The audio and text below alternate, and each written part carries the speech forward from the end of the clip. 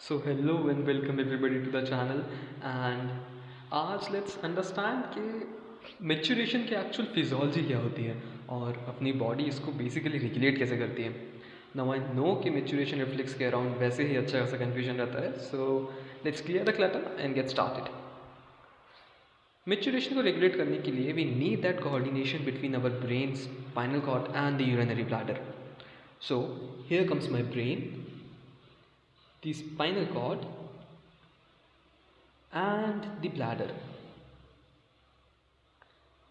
Now, before moving ahead, we must know the names of the nerves that will regulate this reflex.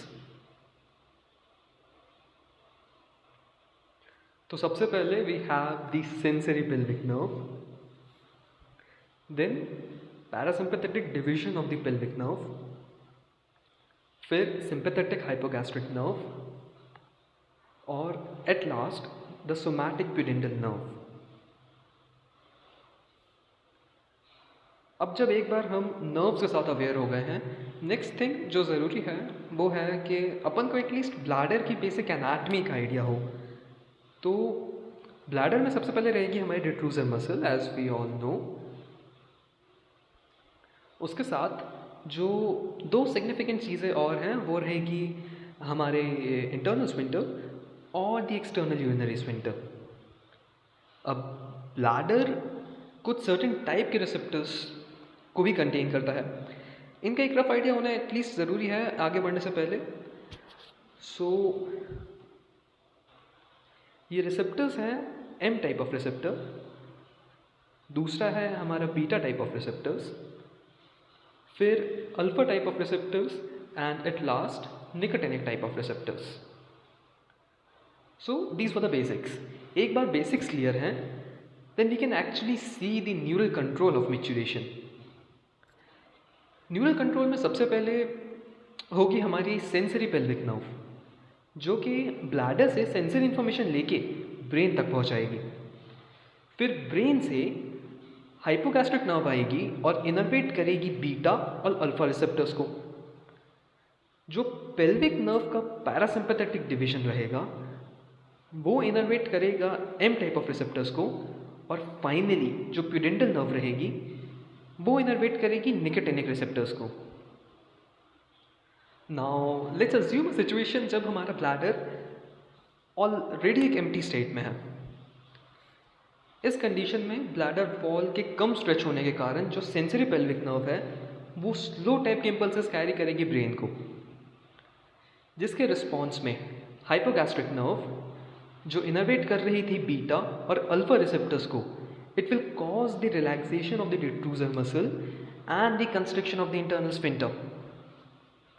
Along with it, pelvic nerve, remember कि pelvic nerve innervate कर रही थी M type of receptors को, it will actually cause the relaxation of the detrusor muscle as well. और last में pudendal nerve signal देगी nicotinic receptors को and will cause the constriction of the external sphincter. अब एक ऐसी state create हो चुकी है जिसमें मेरी डिट्रूजर मसल जो है वो रिलैक्स कर रही है और इंटरनल और एक्सटर्नल स्फिंक्टर्स दोनों ही कंस्ट्रक्टेड स्टेट में है. सो थिंक अगर मेरी डिट्रूजर मसल रिलैक्स कर रही है और इंटरनल एक्सटर्नल स्फिंक्टर्स दोनों ही कंस्ट्रक्टेड हैं, it will lead to no voiding of the urine, right? तो let's assume the opposite case and you are gonna help me out this time, right? इस बार ब्लैडर ऑलरेडी यूरिन से भरा हुआ है. Now, fast type of impulses will travel from the sensory pelvic nerve,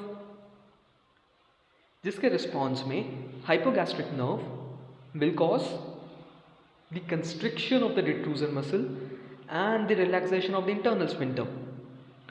Along with that, the pelvic nerve will also constrict the detrusor muscle.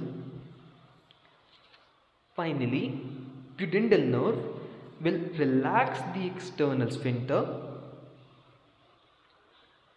So again एक ऐसी state form हो चुकी है जिसमें डिट्रूजर कंस्ट्रक्ट कर रही है और internal and external sphincters relax हो रहे हैं. And this will ultimately lead to, I hope you guessed it right, yes, it will lead to the voiding of the urine this time. And that's it. That's what maturation reflex is.